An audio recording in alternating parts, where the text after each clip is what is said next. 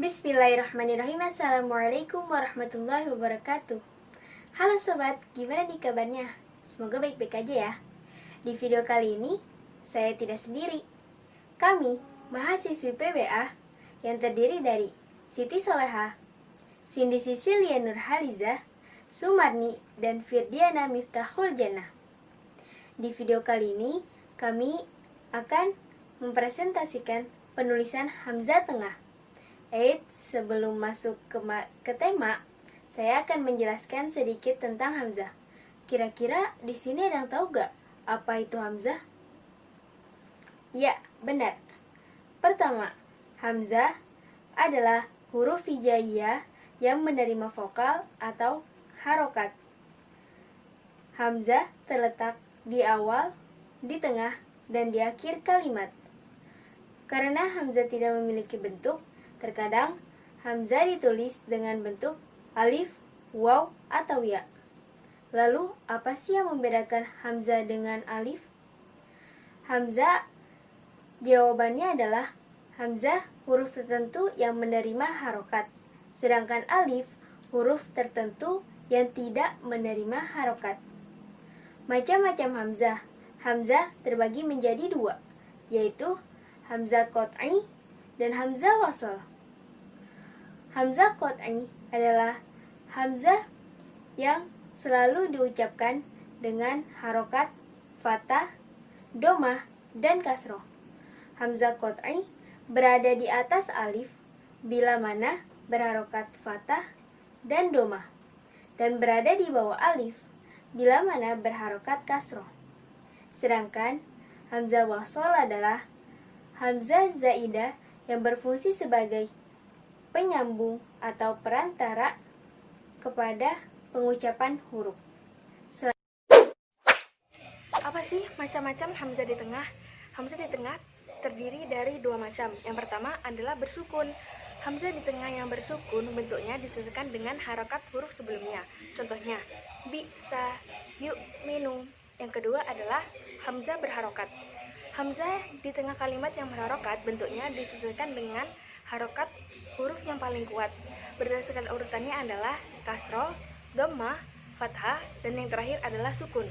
Artinya, menulis Hamzah di tengah kalimat harus melihat harokat Hamzah itu sendiri dan harokat huruf sebelumnya. Kaidah-kaidah penulisan Hamzah di tengah kalimat. Hamzah yang berada di tengah kalimat atau kata mempunyai banyak kaidah tata cara dalam penulisannya. Ada yang ditulis di atas alif, di atas wawu, di atas ya, dan ditulis berdiri sendiri di tengah kata. Kaidah-kaidah tersebut antara lain sebagai berikut. Yang pertama, Hamzah ditulis di atas alif di tengah kata. Hamzah yang ditulis di atas alif di tengah kata terdapat dalam 3 bentuk. Yang pertama, Hamzah berharokat sukun atau mati jatuh setelah fathah. Contohnya, roksun, kaksun, rokyun. Yang kedua, Hamzah berharokat fathah jatuh setelah fathah. Contohnya, sa'ala, na'am, yata'akhoro. Yang terakhir, Hamzah berharokat fathah yang jatuh setelah huruf shahih yang berharokat sukun. Contohnya, mar'atun, mas'alatun, nash'atun. Yang kedua, Hamzah di atas wawu ditulis di tengah kata. Hamzah di atas wawu ditulis di tengah kata atau kalimat terdapat dalam 5 tempat. Yang pertama, Hamzah berharokat sukun jatuh setelah doma. Contohnya, lu'un, yu'minun, ru'yatun. Yang kedua, Hamzah berharokat fathah jatuh setelah doma. Contohnya, mu'allifun, mu'awwalun, su'alun. Yang ketiga, Hamzah berharokat doma jatuh setelah sukun. Contohnya, ar-usu, at-tasya'umu, yal-umu. Yang keempat, Hamzah berharokat dhamma jatuh setelah fathah dan sebelum dan sesudah Hamzah itu tidak berupa huruf lain atau huruf mad. Contohnya, ya ummu, la ummu, aulki,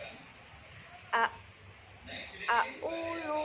Yang terakhir, Hamzah berharokat dhamma jatuh setelah dhamma. Contohnya, nu'umun, syu'unun. Selanjutnya, Hamzah yang berada di tengah kata ditulis di atas nabara atau ya. 1. Jika Hamzah berharokat kasroh. Contoh al-ida. Yang kedua, hamzah berharokat fathah atau dhammah sedangkan huruf sebelumnya kasroh. Contoh wi'am, nasyiun.